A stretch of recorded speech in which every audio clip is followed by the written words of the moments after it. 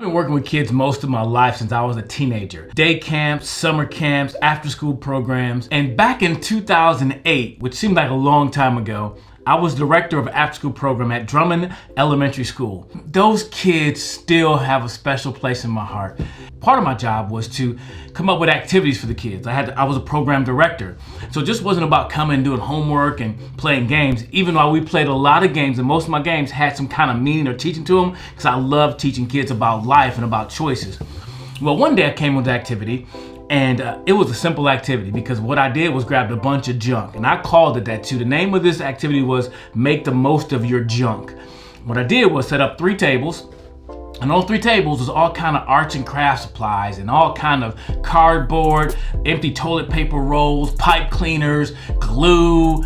But the thing was, each table had something different. But some tables had some of the same things, but no table had exactly the same thing. So maybe table 1 and 2 had a few things that were same, but definitely something different. But on table 3, they didn't have anything that table 1 and 2 had.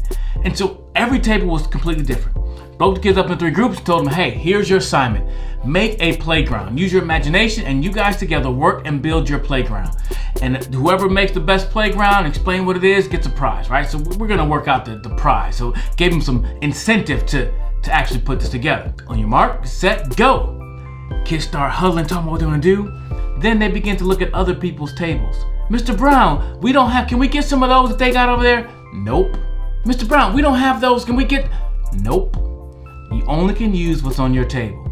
Nope, nope, nope. And you know what? They got mad. It took them about 5 to 10 minutes to get over the fact they could only use what was on their table, and they had to stop looking at everybody else's table. But once they got over the fact that I was not gonna give them anything else, nope, they had to focus on what they had. These kids came up with some most creative things on their tables. As I think about that, I thought about our lives today, because life is tough. Let's just admit it, life can be tough. And where's your focus? Is your focus on what somebody else may have? Is your focus on what you used to be able to do? Is your focus on what you can't do versus on what you can do? Or even what you think you should or could have if this wasn't this way. And it starts with your mindset. See, it's one thing to be looking at everybody else and what everybody else is doing, or what I can't have, what I used to have, because life is different now. Life is not what it used to be for anybody. Life has changed. And for me, I'm applying that too. We can't do everything we used to do. And now with my kids, they don't care about a pandemic. They don't care about COVID-19 really.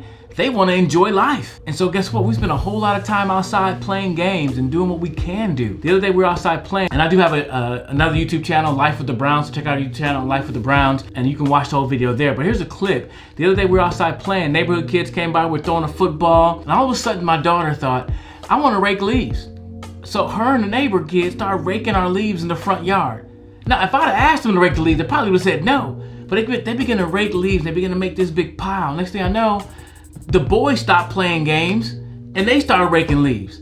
But then they thought, hey, let's make a big pile. And they made a big pile and they started jumping in the leaves. And I thought, they're making the most of what they have. A lot of things they can't do, but what's in front of them, they can do. So I want you to think about one thing. One thing you need to change in your mindset, because your mindset comes first. How can you change your mindset about your situation to make the most of your moments you have before you?